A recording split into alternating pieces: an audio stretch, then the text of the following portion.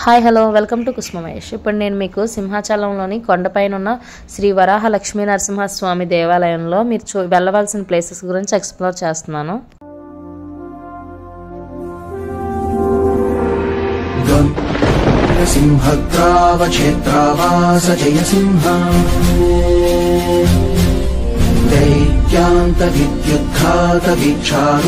కొండపైకి రీచ్ అవగానే గుండు చేయించుకునే వాళ్ళు కేశఖండం దగ్గరికి వెళ్ళి చేయించుకోవాలి.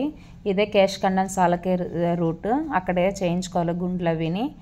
అది అయిన తర్వాత గంగదారికి వెళ్ళి స్నానం చేయాలి. ఆ గంగదారినే పుడిదారు అని కూడా అంటారు. అక్కడ ఖాళీ లేకపోతే కనిపిస్తున్న ట్యాప్ దగ్గర స్నానం చేయొచ్చండి.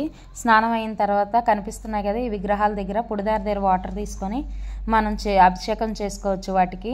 ఈ పుడిదార ఎక్కడి నుంచి వస్తుంది అనేది ఇప్పటికీ ఎవరు కనుక్కోలేపారండి. చాలామంది ట్రై చేశారు కనుక్కుందామని. కొండల లోపల నుంచి ఎక్కడి నుంచో వస్తుంది, అది ఇప్పటికీ ఎవరికి తెలియదు ఎక్కడి నుంచి వస్తుంది అనేది.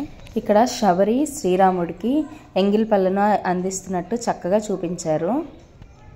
మనకి దర్శనానికి 4 కేటగిరీస్ ఉన్నాయండి.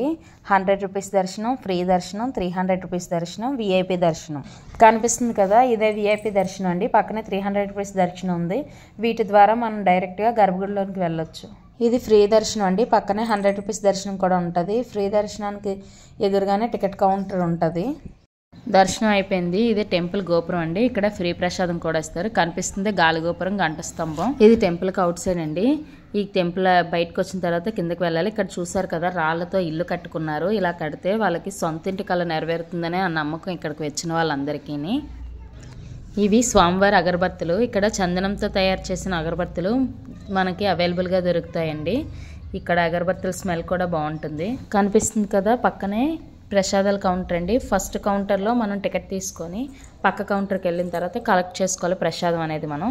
ఇవి స్వామివారి నామాలండి. చాలా చక్కగా చేశారు, చూడడానికి బాగుంది.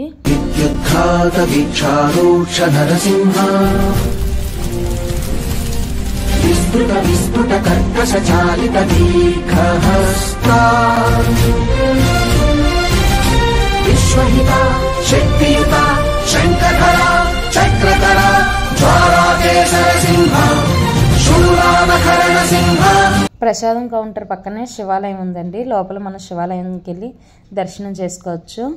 ఇక్కడ నక్షత్రవనం అని ఉంది కదా, ఇక్కడ స్పెషాలిటీ ఏంటంటే ఇక్కడ నక్షత్రానికి ఒక చెట్టు ఉంటుందండి.